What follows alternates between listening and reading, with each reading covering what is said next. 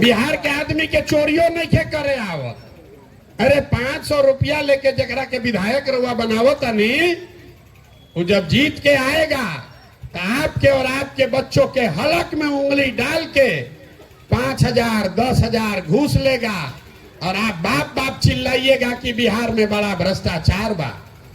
हम पैदल चलत आनी 2 बरिस से, एगो हजाम मिलन हमारा रामनगर में, पूछने के भैया बताओ 35 बरिस से लालू नीतीश चलावत रंजा बिहार, ये दोनों में क्या फर्क बा? तो कहलस बहुत बढ़िया बात है भैया, हम तो हजाम हैं, अपने भाषा में बताई 35 बरिस के लालू नीतीश के राज में कोई फर्क नहीं है। जनता का हजामत तो दोनों में पूरा पूरा बनल बा। खाली फर्क इतने बा कि लालू के राज में जनता के हजामत अपराधी सब बनावत रहसन, और नीतीश के राज में हजामत अब अधिकारी सब बना रहल बड़ा सब। लालू जी के राज में अंधेरा होने के बाद अपराधी सब गन लगाकर लूटता था। आई नीतीश भाजपा के राज में अधिकारी सब ब्लॉक में थाना में दीने में कलम लगा के लूटता सब। कोई ऐसा आदमी नहीं खन जे कि थाना में ब्लॉक में चल जा उनका 2,000 देले बगैर काम हो जाए।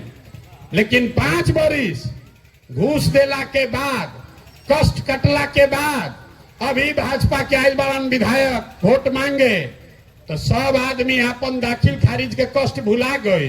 अब नीतीश कुमार में उनका खराबी नहीं खे दिखत, अब उनका दिखत अब भूमिहार के है आगरा के है पिछड़ा के हो।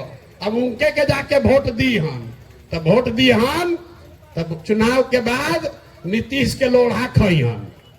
यह कहे आइल बानी, न सुधरिएगा आप, क्योंकि आपको सुधरना ही नहीं है। जब आपको अपने और अपने बच्चों की चिंता नहीं है, वो आदमी दूसरे का चिंता क्या करेगा? यही बताने आए। अभी कोई कहतन राय जी कि प्रशांत किशोर का हाथ मजबूत कीजिए। अरे भाई, हमको आपका साथ ना चाहिए, आप हमारा हाथ क्या मजबूत करिएगा? आप तो अपने बच्चों का हाथे नहीं मजबूत कर सके, आप हमारा हाथ मजबूत कीजिएगा। हम कितना पूर्वक पूछते हैं आप। अरे जो आदमी अपने बच्चा के लिए नहीं खड़ा हुआ, वो प्रशांत किशोर के लिए खड़ा होगा। हम 2 बरिस पैदल चले कि 20 बरिस चल दी, आप न सुधरने वाले हो रे भाई। यही बताने आए। कोई वोट वोट न मांगते हैं, हाथ वोट नहीं जोड़ते हैं। ये भी नहीं कहेंगे राय जी जैसा कि आप अंगड़ाई लीजिएगा तो बिहार बदल जाएगा। घंटा कुछ नहीं होगा। आपका दुर्दशा जरा जाकर देख लीजिए रोड पर। हम आ रहे हैं गाड़ी से, इससे पिछड़ा इलाका कोई नहीं दिख रहा।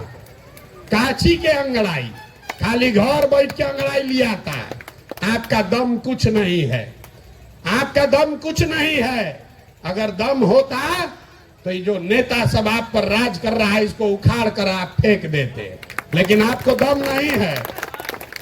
कहता है बिहार में एक बिहारी 100 पर भारी।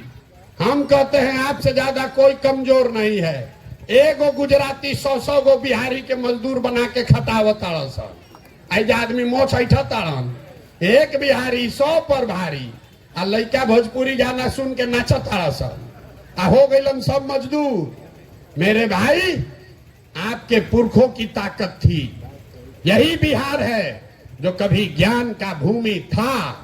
दुनिया भर से लोग यहाँ पढ़ने आते थे, लेकिन आज आपका हमारा जो बिहार है, ये मजबूत लोगों का बिहार नहीं है, ये मजदूरों का बिहार है, अनपढ़ों का बिहार है। हर घर से लड़का बाहर गया है पलायन करके 10,000 रुपया के रोजी रोटी के लिए। तो अगर इसको सुधारना है तो जगिए, आपके पास ये अवसर है। आदमी कहता हन कि 25 में जन सुराज के जितावल जाए। अरे भाई, अभी लक्ष्मी पूजा बाद दिवाली में लक्ष्मी जी के बुलावे खातिर क्या कल जाला? पूजा होला ना लक्ष्मी जी के, सब लोग पूजा करते हैं ना। लेकिन लक्ष्मी जी के पूजा करे से पहले सिखावल गई बा कि 2 दिन पहले घर के बढ़िया से सफाई होई तबे लक्ष्मी जी आई हन। तो अगर 25 में जन सुराज का समृद्धि लाना है तो अभी उपचुनाव में ये जितना ही कूड़ा करकट बारंजा झाड़ू मार कर इनको बाहर कीजिए, तभी आपका भला होगा, न तो भला होने वाला नहीं। होना चाहिए कि नहीं होना चाहिए? एक अभी हथवा उठा के बोले कोई नेता काम नहीं किया है, तो अब बोलिए कि जो नेता काम नहीं किया, जिन नेताओं ने आपके बच्चों को लूटा है, जिन नेताओं ने आपके बच्चों को अनपढ़ मजदूर बनाया है, उसको वोट दीजिएगा कि नहीं दीजिएगा? हाथ उठाकर बोलिए दीजिएगा कि नहीं दीजिएगा। एक एक आदमी हाथ उठाकर बोलिए दीजिएगा कि नहीं दीजिएगा? नहीं ना दीजिएगा, नहीं ना दीजिएगा। अब दीजिएगा तो अपने बच्चों का पाप का भागी कौन होगा? आप खुद होइएगा। जन सुराज को अच्छा लगे तो जन सुराज को दीजिए, नहीं अच्छा लगे तो कोई बात नहीं, निर्दलीय को दो। वो भी अच्छा न लगे, नोटा पर बटन दबाइए। लेकिन जिन नेताओं ने आपको और आपके बच्चों को लूटा है, उसको वोट मत दीजिए। यही बात बताने आए हैं। अब इतना देर आप हमारा बात सुन लिए। हम 2-2.5 बरिस से पैदल चलत रही। 5 दिन आप जाते हैं बाबा धाम, आपका हाथ पैर फूल जाता है। हम 2 बरिस से पैदले चल देनी। कैसे चलता नहीं? ये चल रहे हैं ऊपर वाले के कृपा से और आप जैसे लोगों के दुआ और आशीर्वाद से।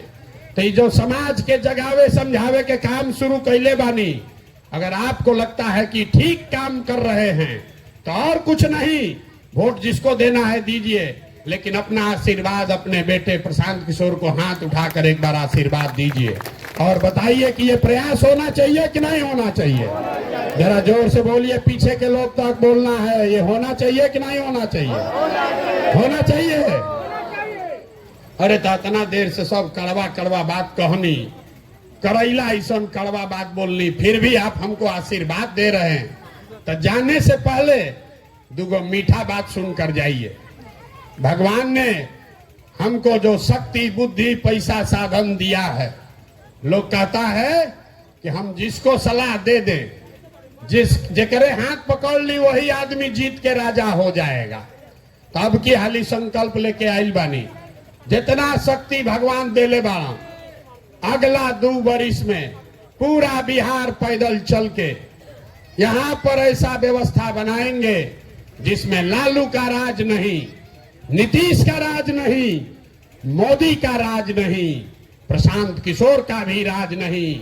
2025 में आपका जनता का राज कायम होना चाहिए।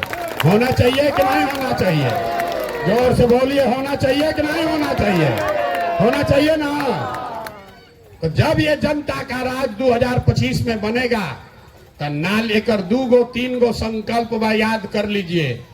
नाली गली बने चाहे मत बने, स्कूल अस्पताल जब सुधरी तब सुधरी, लेकिन पहला संकल्प है कि साल भर के अंदर जितना आपके घर का बाल बच्चा गया है बाहर मजदूरी करने, जो बच्चे यहाँ बेरोजगार बैठे हैं, उसको नौकरी हो या न हो, लेकिन सभी के लिए कम से कम 10 से 12 हजार रुपया के रोजी रोजगार का व्यवस्था यहीं पर करके दे दिया जाएगा। होना चाहिए कि नहीं होना चाहिए? होके चाहिए तो जोर से बोलिए, होना चाहिए कि नहीं होना चाहिए? तो आपकी हाली छठ में लड़का है, यह सन छठ में आपका पति आपका भाई आएगा तो उसको बोल दीजिएगा कि अगला बरिस छठ में जब आईबा 2025 के छठ में आईबा तो फिर मजदूरी करे खरे खातिर बिहार से बाहर ना जाए पड़ी। प्रशांत किशोर का वादा आपसे है। और यहाँ जितना लोग 60 बरिस से ज्यादा उम्र के हैं, नीतीश कुमार 400 रुपया का आपको भीख दे रहा है। महंगाई के जमाना में 400 रुपया दे रहा है, अपने बैठा है कोठी में, गरीब आदमी को दे रहा है 400 रुपया। तो इसलिए तय हुआ कि जब ये जनता का राज बनेगा तो 60 बरस से ज्यादा उम्र के हर महिला पुरुष को कम से कम 2000 रुपया महीना पेंशन के व्यवस्था जरूर कर दी जाएगी। होके के चाहे कि ना होके के चाहे? जोर से बोलिए, होके के चाहे कि ना? ना बोलिएगा तो ना हो। जोर से बोलिए, होने के चाहिए कि नहीं चाहिए? 2000 होके के चाहिए ना। तीसरा और अंतिम संकल्प, ये पैसा से गरीबी ना दूर हो। गरीबी दूर तब हो जब लड़कन के पढ़े के व्यवस्था हो। गरीब का बच्चा जब पढ़ने जाता है सरकारी स्कूल में तो या खिचड़ी खा के घरे चल आवता लड़का पढ़ते नहीं थे। हमनी के देखी जे सरकारी स्कूल में पढ़ल बानी जा, सरकारी स्कूल से पढ़ के यहाँ पहुंचे हैं। नीतीश लालू के सरकार में पढ़ाई का व्यवस्था पूरा बर्बाद कर दिया, गरीब का बच्चा सब मजदूर बन गया। तो जनता का जब राज अगले बरस बनेगा, तो जब तक सरकारी विद्यालय ना सुधरी तब तक आप अपने बच्चा को प्राइवेट स्कूल में भेजिए, अंग्रेजी स्कूल में, और उसका पढ़ाई का खर्चा फीस सरकार के ओर से भरा जाएगा। होके के चाहिए ना भाई, गरीब के बच्चा भी अंग्रेजी स्कूल में पढ़े के चाहिए ना, चाहिए कि नहीं चाहिए? तो हम आपसे मांगे कुछ नहीं, एक ही चीज मांग रहे हैं।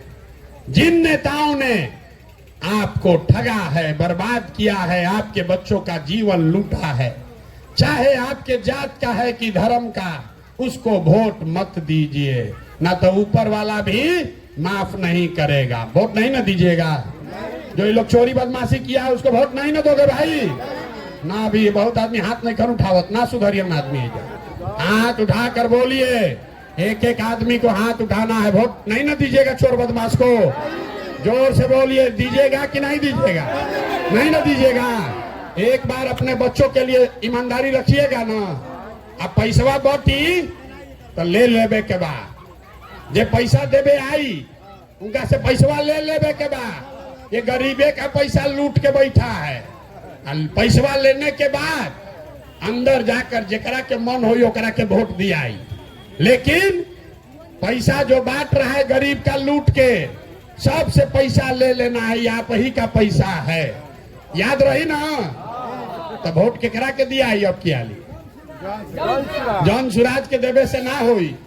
एक बार संकल्प लीजिए, एक बार जीवन में वोट नेताओं के बच्चे के लिए नहीं, अपने अपने बच्चों के पढ़ाई रोजगार के लिए देना है। देना है कि नहीं देना है?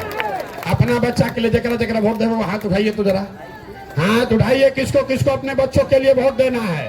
आज नैखन उठावती नेताजी के बच्चा खाती दी हंजा ना मनी हंजा भी बोलिए, हाथ उठाकर। अपने बच्चों के लिए वोट देना है कि नहीं देना है? देना है।